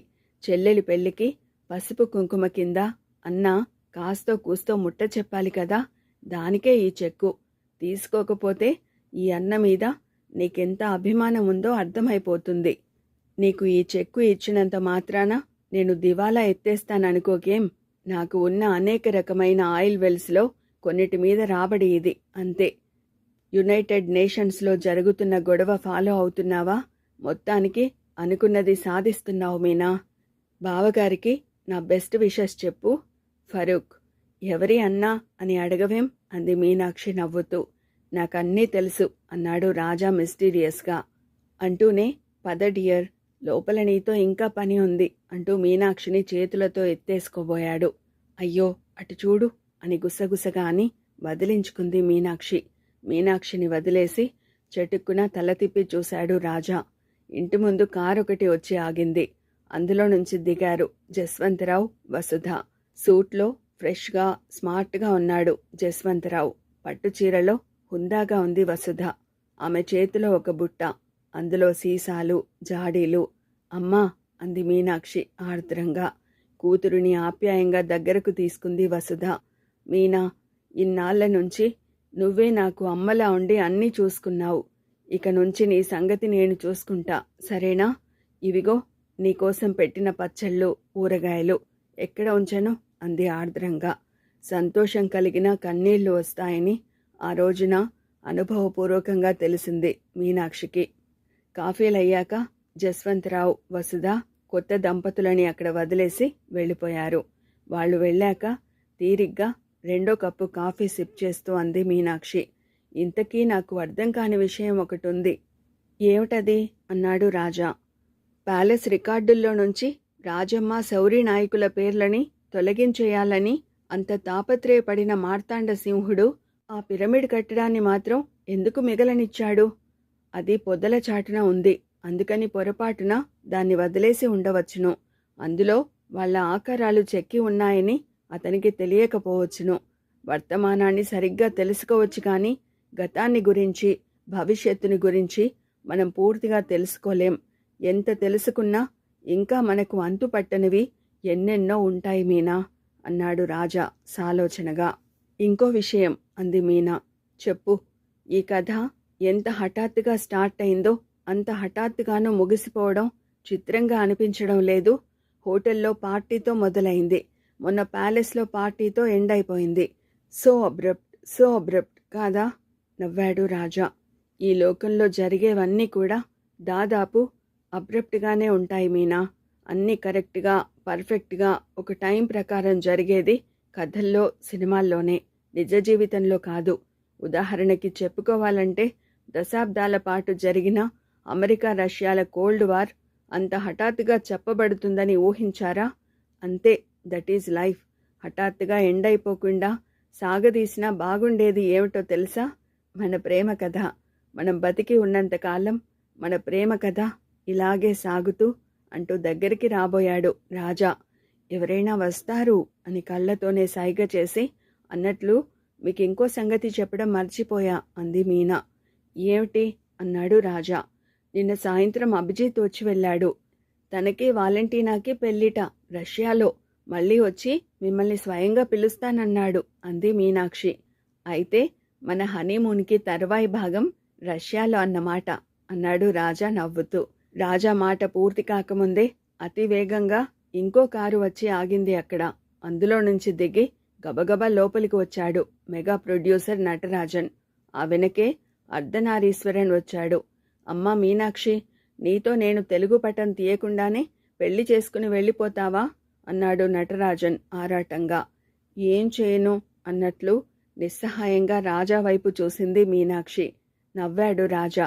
సర్లేండి, స్పెషల్ కేసుగా మీకోసం ఈ ఒక్క సినిమా మాత్రం చేస్తుంది మేం హనీమూన్ నుంచి రాగానే, ఓకే అన్నాడు. నటరాజన్ మొహం వికసించింది. అర్ధ పేపర్ పబ్లిసిటీ మొదలెట్టు, వీళ్ళకదే పటం చేద్దాం. టైటిల్ డైమండ్ రాజా ఆఠీన్ రాణి అన్నాడు అర్ధనారీశ్వరంతో. ప్రముఖ రచయిత మైనంపాటి భాస్కర్ గారి రచన డైమండ్ రాజా ఆఠీన్ రాణి అనే ఈ నవల ఇంతటితో సమాప్తమండి. మరో మంచి కథతో మళ్ళీ కలుసుకుందాం. Thank you.